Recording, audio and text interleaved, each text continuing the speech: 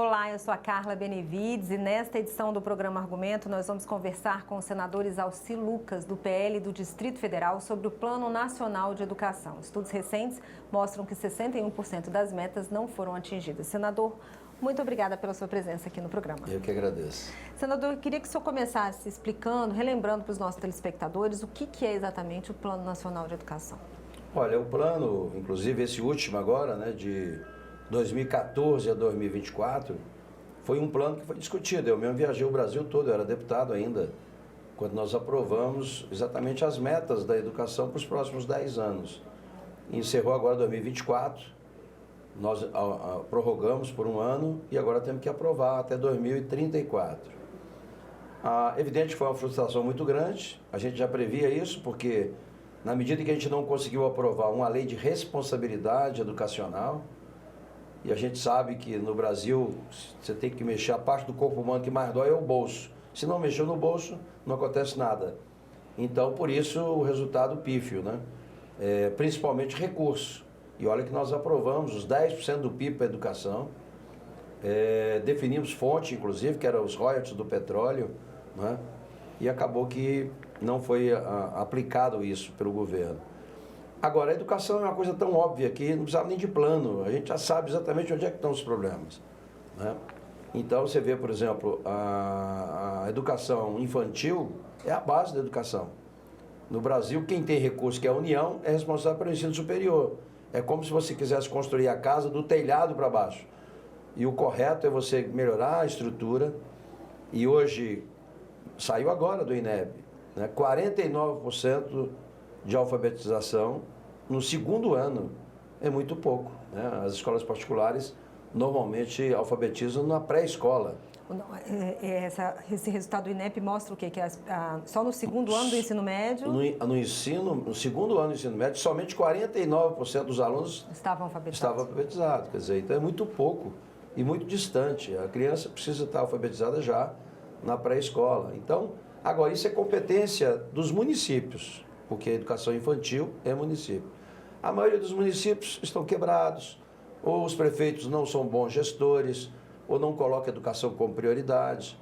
Então, a gente tem uma deficiência muito grande na alfabetização, que, consequentemente, isso vai carregando essa dificuldade, né, até o ensino fundamental, depois vai agravando ainda mais. Por isso que hoje, quando termina o ensino médio, 70% dos alunos não sabem matemática, 60% não sabem português. Então, aí chega na faculdade. Quando chega na faculdade, é um desastre, né? E muitas faculdades hoje é EAD, não é? Sem muita supervisão, sem muita fiscalização.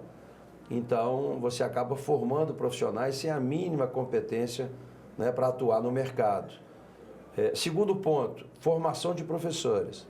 Esse é outro gargalo grande na educação. Parece que as pessoas esqueceram que quem forma o médico, quem forma o advogado, o contador, é o professor. Então, hoje, os professores são muito mal remunerados, não há valorização dos professores. Além da questão da remuneração, você tem problema na estrutura da escola, você não tem internet, você não tem laboratório de ciência, você não tem esporte, você não tem cultura.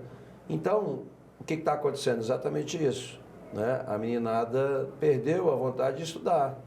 Aí estão criando agora o pé de meia, como se isso fosse resolver o problema da educação. Não vai, isso é mais um penduricalho, né? Porque a educação se resolve exatamente com a valorização do professor, com a estrutura, com a infraestrutura adequada, né?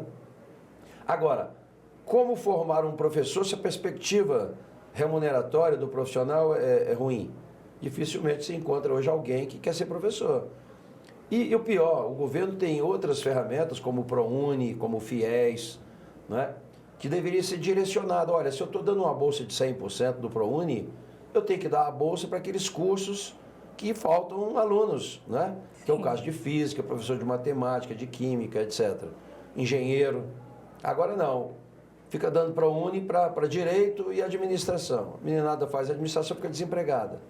Então, esse é um outro grande gargalo na educação, que é a questão de formação de professor e valorização do professor. A outra questão é a educação profissional. Quer dizer, 20% dos nossos jovens conseguem entrar na faculdade. 80% não vão para a faculdade e também não vai para o mercado de trabalho. Por quê? Porque não foi qualificado. Você não tem educação profissional. No Brasil, a gente não conseguiu chegar ainda a 10% dos jovens na educação profissional. O novo ensino médio ainda não conseguiu se tornar, né? Não Temos deu 5 resultados anos, agora ainda. muda o governo. Infelizmente, a educação é política de governo, não é política de Estado. Cada governo que entra acaba com tudo e começa de novo. E aí, ainda tem essa questão da tripartite, né? Que você tem a questão do município, a questão do Estado, a questão da União. Então, o município cuida da educação infantil, o Estado, né? O governador cuida do ensino médio, né? E a União cuida do ensino superior. Então, há uma sequência aí. Inclusive, né, hoje, os alunos já não respeitam o professor, já não tem reprovação, então é automático a aprovação, e os alunos sabem disso, então, né, vão tocando de qualquer forma. Então, se a gente não levar a sério essa questão da educação, aprovar uma lei de responsabilidade educacional, punindo o presidente da República, o governador, o prefeito, o secretário de educação, né, o gestor, se a gente não fizer realmente que cada um deles cumpra a sua obrigação, a gente não vai chegar a lugar nenhum, né? Senador, essa pesquisa que foi feita pela Câmara dos Deputados, ela aponta com base em 41 tópicos, 41 das metas, entre elas taxa de conclusão da educação básica, matrículas em creches, taxa de alfabetização, evasão escolar, além de todos esses fatores, essas condições que o senhor colocou aqui também. Além disso tudo que o senhor citou, o que o senhor acha que precisa ser feito em relação ao próximo PNE, que ainda não foi discutido? Esse PNE anterior ficou um plano de intenções. A intenção era essa, não resolveu nada. Se nós aprovarmos outro que está indo no mesmo ritmo, se a gente aprovar, vai ficar novamente num plano de intenção. Então, a única forma de resolver no plano nacional é você definir as metas que sejam viáveis e que haja uma meritocracia, né? Premiar quem deu certo e punir quem não cumpriu aquilo que deveria fazer. Então, se você não dá realmente nenhuma punição, né, também nenhum mérito, né, naquelas escolas que estão indo bem, a gente não vai a lugar nenhum. Então, esse é o grande desafio que nós temos aí do plano. E um outro desafio que muita gente fala é o seguinte: o aluno que tem dinheiro, estudou na escola particular a vida inteira e passa na universidade pública.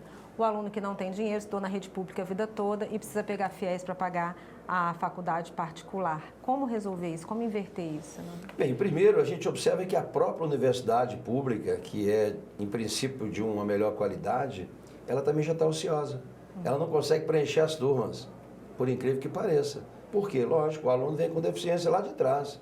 Então, quando chega na universidade, não é? Por exemplo, as faculdades estão fechando curso de engenharia, porque não tem aluno. Não é questão só financeira, é que o aluno hoje não é preparado. Né? Como é que vai fazer engenharia se o cara não sabe matemática? Não tem noção nenhuma de matemática. Então, a gente precisa valorizar realmente, né? Incentivar, né? Que haja alunos de qualidade de matemática, de física, de química. Para isso, você tem que ter um programa de incentivo, mas tem que melhorar a perspectiva de profissional dos professores. Não é? Porque hoje... É toda uma cadeia, né? É toda uma cadeia. Então, não adianta só, vamos dar um curso aqui, melhor. Não, se você dá um curso, mas não tem uma perspectiva de melhora, de um plano de carreira, de uma melhor remuneração, de um melhor ambiente de trabalho, né, com modernidade, com tecnologia, com internet, porque o aluno tem que ir para a escola por prazer, não é por obrigação, e muito menos pagando para ir para a escola. Pagar o aluno para a escola é um atestado, não é, de que não funciona. E como é que está o PNE atualmente? A Comissão de Educação está discutindo, quais são as perspectivas? Estamos nessa fase de audiências públicas na Comissão de Educação. Então, está sendo feito várias audiências, né, porque o último plano foram 20 metas, né? Então, você vai debatendo ali essa questão que eu falei aqui, de formação de professor, de alfabetização, de educação profissional. Você vai ter que fazer audiências para ouvir isso. E esse plano, esse PNE, ele vai ser para que decênio? Agora, 2025 até 2034, né? Porque era de 2024 para 2034. Como atrasou, né, na implantação, foi prorrogado por um ano e agora vamos trabalhar para 2034. Tá certo, senador. Obrigada pelos seus esclarecimentos. Eu que agradeço. E eu agradeço a você também que nos assistiu. Se você quiser rever esse programa, é só acessar o nosso site, senado.leg.br/tv ou o nosso canal no YouTube. Obrigada pela sua companhia e até a próxima.